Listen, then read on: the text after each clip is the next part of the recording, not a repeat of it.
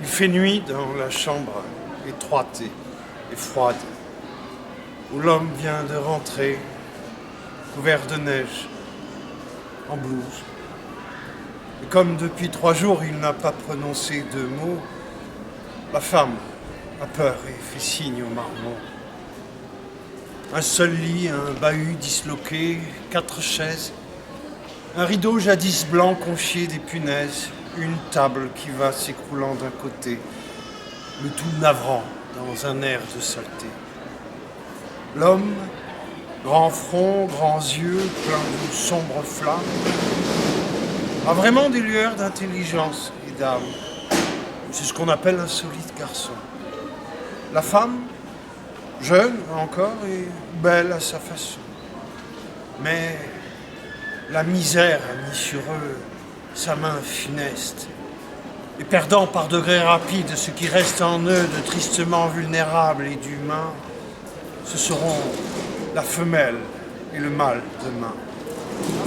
Tous se sont attablés pour manger de la soupe et du beurre. Et ce tas sordide forme un groupe dont l'ombre à l'infini s'allonge tout autour de la table, la lampe étant sans abat.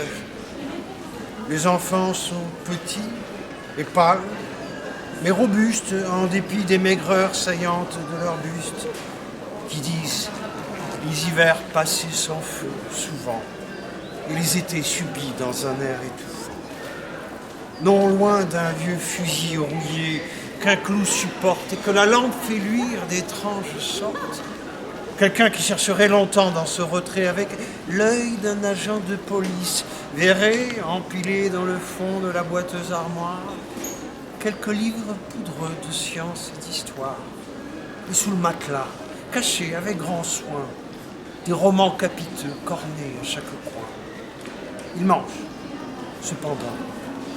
L'homme, morne et farouche, porte la nourriture écœurante à sa bouche, d'un air qui n'est rien moins nonobstant que soumis. Et son eustache semble à d'autres soins promis.